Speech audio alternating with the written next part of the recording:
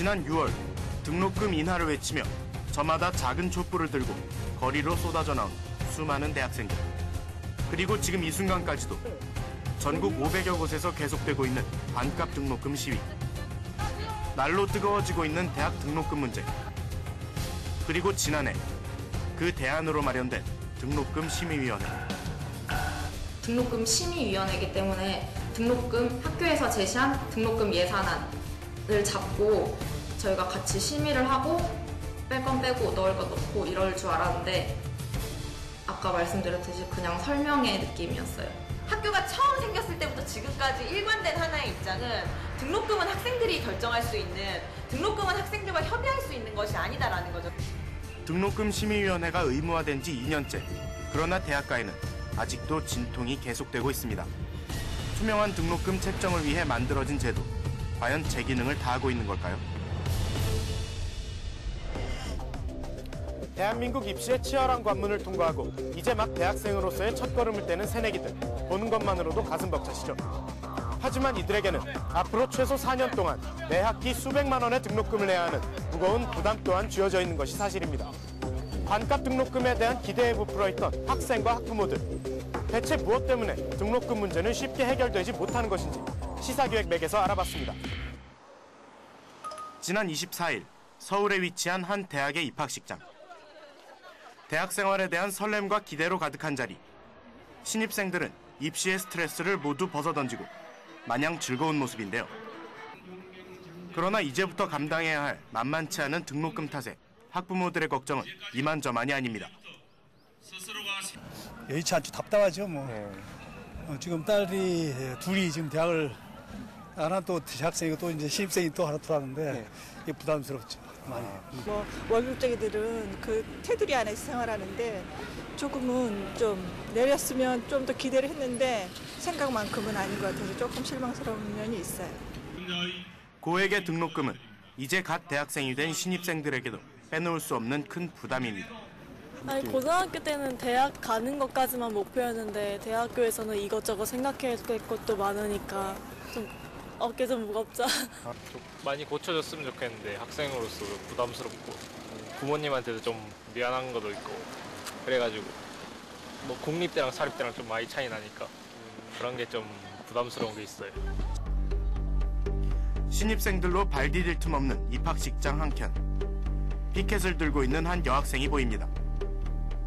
얼마 전 책정된 등록금 인하율에 대해 반발하는 내용이 적혀 있는데요. 오늘 입학식이라서 새내기들한테 알리려고 피켓팅 하는 중이고요. 저희가 등록금 심의위원회가 한 1, 2주일 동안 4번이 그냥 계속 진행이 됐고 규정도 없이 진행이 됐고요. 학생이랑 동수도 아니었고 거기에서 이제 내용 것들이 이제 회의록도 없이 진행이 됐습니다. 그래서 이제 날치기로 등록금이 인하는 됐는데 날치기로 진행된 거에 대해서 문제 제기를 하고 있습니다. 지난달 7일 이 학교는 2012년도 학부 등록금을 지난해 대비 2.2% 인하하기로 결정했습니다. 그러나 학생들은 2.2%는 턱없이 모자라는 인하율이라고 입을 모읍니다. 진짜 너무 높죠. 2% 인하했다고 하는데 막상 보면 8만 원 내렸거든요. 그렇지. 그게 뭐예요? 내린 것도 아니죠. 2009년, 2010년에 등록금을 동결했었는데도 예산이 수백억씩 남았었거든요. 그 적립금을 저희 등록금 인하하는 데 쓰면 적립금만 가지고도 7%, 8%가 지금 당장 인하가 가능한데 학생들이 문제를 제기하고 나선 건 이뿐만이 아닙니다. 등록금을 민주적으로 책정하기 위해 만들어진 등록금 심의위원회의 운영이 학생들을 무시한 채 파행적으로 이루어졌다고 학생들은 주장하고 있습니다. 2.2%도 학생들이 동의하지 않았음에도 불구하고 날치기로 통과가 됐고 등록금 2.2% 인하가 날치기로 결정되는 날 그 등록금 심의위원회 위원장 보직 교수는 회의가 끝나지도 않았는데 날치기 통과되자마자 총장한테 등록금을 보고하러 중도에 퇴장을 해버리는 그렇게 파행적으로 등록금 심의위원회가 운영이 됐었습니다. 그러나 이에 대해 학교 측은 아무런 문제가 없다는 입장입니다. 근데 뭐 법적으로 제공할 자료들은 다 제공해드렸어요. 숨기고 자식할 게 없습니다. 그러니까 예결산 자료 같은 경우에는 2011년도 예산 결산, 그 다음에 2012학년도 이제 새로 올해 짜는 것 같은 경우에 가예산 자료까지 다 공개했어요. 그러나 학생들의 이야기는 다릅니다. 이 사회 모든 대학의 고질적인 문제를 2012년 예산안을 보여줬는데요. 그러니까 그 등록금 심의위원회 자리에서만 볼 수 있게 가지고 나오지 못하고요. 밖으로 대회비라는 이유로 학생들이 가지고 나와서 분석할 수는 없었어요. 그래서 학생들이 막 열심히 적어갖고 나왔었죠. 한계가 있죠. 아무래도 학교가 자신이 없는 거예요. 이 회계에 대한 자신이 없고 저희들이 이 회계 자료를 보고 어떤 전문가한테 맡겼을 때 학교에서 뭔가 문제제기 당할 게 워낙 많기 때문에. 그렇다면 지난해 새로 생긴 등록금 심의위원회, 즉 등심위란 무엇일까? 등심위는 학생들과 대학 구성원들의 의견을 반영해 민주적으로 등록금을 책정할 수 있도록 마련한 제도적 장치입니다. 등심위에 해당하는 인원은 7인 이상으로 교직원, 학생, 관련 전문가 등으로 구성되며 이 중 학생위원은 전체 위원 정수의 10분의 3 이상이 되도록 규정하고 있습니다. 이제 등록금이 이제 과하다는 이제 사회 각계의 지적이 있었고 등록금에 대한 통제가 필요하다라는 어떤 그런 필요에 따라서 2010년 1월 달에 고등교육법이 개정되면서 등록금 심의위원회가 입법이 됐습니다. 실제로 등심위가 생겨나고 각 대학마다 줄줄이 등록금을 인하했다는 얘기들이 나오고 있는데요. 대학 등록금 인하율을 살펴보면 전국에 위치한 344개 대학 가운데 전년 대비 대학 등록금을 5% 이상 인하한 대학은 204군데, 3에서 5%는 60군데, 3% 미만은 73개 대학 등 평균 4.2%의 등록금이 인하된 걸로 집계됐습니다. 그러나 학생들은 이 정도로는 등록금 인하를 체감하기 어렵다고 말합니다. 등록금은 너무 조금 내려간 거 아닌가 생각해요. 등록금 낮춰졌는데 학자금 대출 올라가고 그래서 막상 저희가 느껴지는 인하된 거는 느껴지는 게 없거든요. 체감되는 게 하나도 없어요. 대학생들의 등록금 문제는 어제 오늘 일이 아닙니다. 최근 몇 년간 대학 등록금 문제는 대학생들에게 골치 아픈 화두거리였습니다. 등록금 심의위원회를 통해서 학생들이 직접 등록금을 결정하고 심의하고 의결하는 데 함께 들어가라라고 했지만 하나의 형식에 불과한 것이 올해 우리 등록금 심의위원회 그리고 등록금을 책정하는 데 관계에 있어서 현실이었습니다. 지난 25일 서울 청계광장에서 등록금 관련 대학생들의 시위가 또 한 차례 있었습니다. 2012년 신학기부터는 진짜 금액적인 면으로만 봤을 때에도 한 번에 등록금 고지서에 400만 원, 500만 원이 찍혀 있고 거기에다가 뭐 기숙사비까지 더하면 한 번에 1000만 원을 거의 가까이 내야 되는 건데 직접 그 돈을 내가 벌어보겠다라고 하는 대학생들이 일자리를 찾아서 가보면 하루에 4,000원 겨우, 그러니까 한 시간에 4,000원 겨우 받고 하루에 8시간 알바해야 겨우 5만 원을 받을 수 있는데 그 돈을 모으려면 1년을 포기하고 모아서 1년을 다니고 해야 되는 수준인 거죠. 올해 24살 황정승 군. 방학인데도 정승 군은 매일같이 학교를 찾고 있습니다. 공부에 열중해야 할 학교를 생활비 절약을 위해 찾아와야 하는 상황. 이젠 익숙해져 버린 현실입니다. 방학 때도 이제 계절학기나 그렇게 공부를 하러 나오고 여기서 공부를 하는데 집에서 이제 뭐 이렇게 시켜 먹는다거나 밥을 먹을 수가 없으니까 외식을 할 수는 없고 그렇게 돈이 너무 많이 들기 때문에 보통은 이제 학교 식당에서 이제 싼 밥을 많이 먹는 편이죠.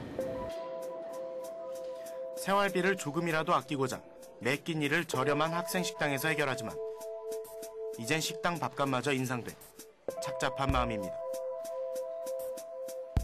10만 원, 11만 원 정도 싸졌는데 대신에 이제 밥값이나 이런 거는 한 2, 300원 올린다고 해도 365일 밥을 안 먹고 살 수는 없잖아요. 그러면 10만 원보다 훨씬 더 쓰는 돈이 많아지니까.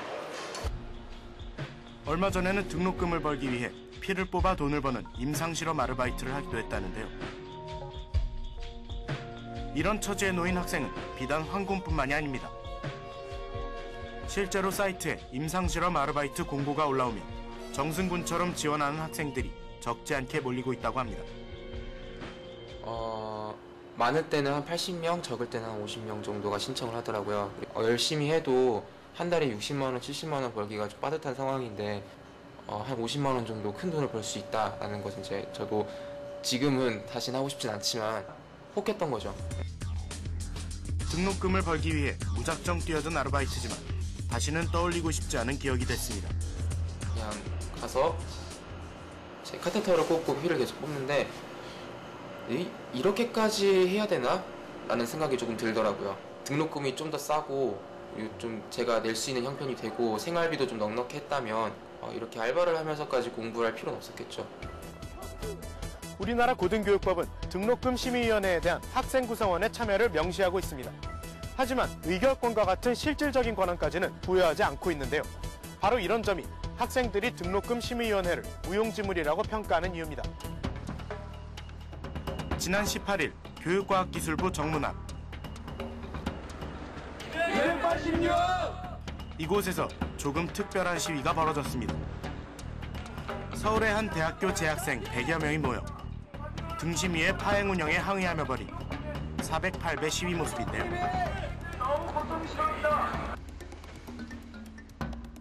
이 학교는 지난 1월 27일 등심위를 열고 2% 등록금 인하를 결정했습니다. 그러나 실제로는 수업 일수가 줄어들어 사실상 인하 효과가 없다며 학생들이 반발하고 나섰습니다. 한 4차 등심위 정도에 이제 학교 측에서 2% 이제 인하를 하겠다라는 말을 하면서 그 3일 전인가 4일 전에 저희가 수업 시수가 16주에서 15주로 줄은 것을 알았어요. 저희가 항상 외쳤던 말은 수업의 질을 보장해달라. 수업의 질이 보장된 상태에서 등록금 인하를 원한다라는 말을 했는데 사실상 이 등록금 2% 인하가 됐는데 수업 시수가 15주로 줄은 건 수업의 질이 보장되지 않았다라고 저희는 판단을 하고 있는 부분입니다.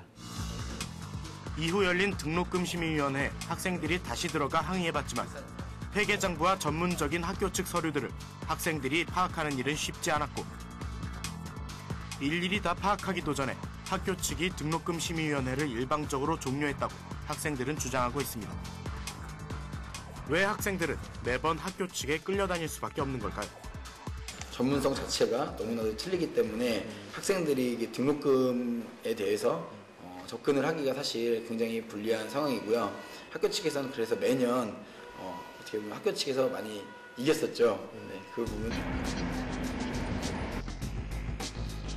서울에 위치한 또 다른 대학. 이 대학은 아예 학생들이 참여하지 않은 상태에서 등록금 심의위원회를 진행해 논란이 되고 있습니다.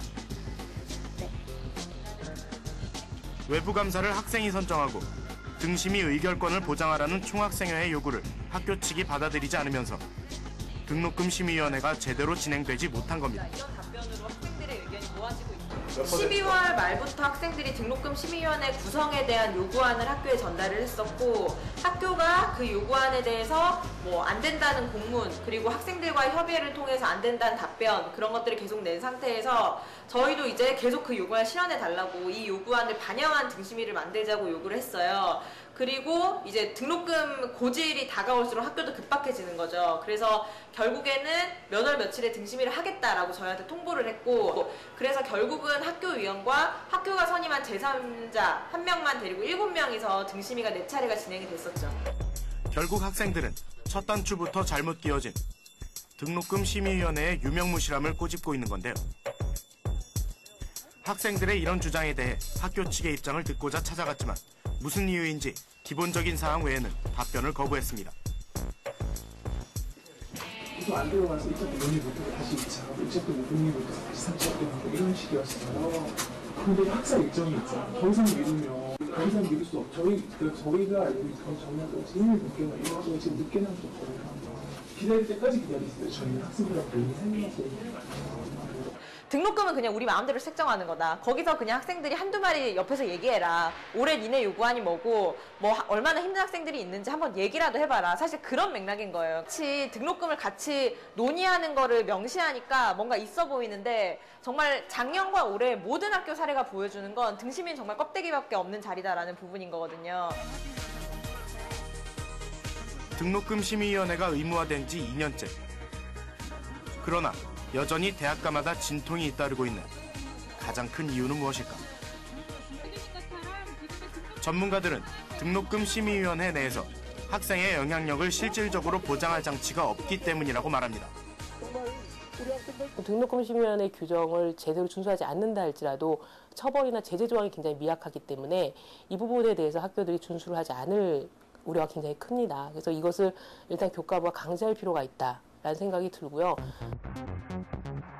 이러한 논란에 대해 등록금 심의위원회를 만든 교과부의 입장은 어떨까? 고등교육기관은 400개가 넘는 어떤 고등교육기관이 있습니다. 그래서 어떤 한 개의 학교를 보고 이런 문제가 있으니 이렇게 고쳐야 되겠다라고 결론을 내리는 것보다는 저희가 이제 3월 정도 이제 등록금 책정 기간이 끝났지 않습니까? 그래서 정확하게 이제 드러내놓고 그 다음에 이걸 가지고 각계 여론을 좀 수렴을 하고 그래서 저희가 아까 말씀드렸던 것처럼 운영 규정상에 조금 더 이제 보완해야 될 부분이 있으면 학교에 조금 알려드려서 이제 내년도에 등록금 심의위원회를 개최할 때는 이 학생 측이 원하는 어떤 사회가 원하는 그 다음에 전체가 원하는 어떤 그런 등록금 심의위원회가 될 수 있도록 좀 하려고 생각을 하고 있습니다. 그래서 등록금뿐만이 아니라 학교 예결산에 대한 총체적으로 검토할 수 있는 권한이 좀 대학 구성원들에게 많이 부여가 될 필요가 있는데 그 차원에서 보면 지금 대학 평의원회에서 예결산 편성에 대한 의결권이 좀 주어져야 한다. 그리고 최종적으로 이제 이사회에서 그것을 검토만 좀 하는 그런 체계적인 변화가 좀 필요하다고 봐요.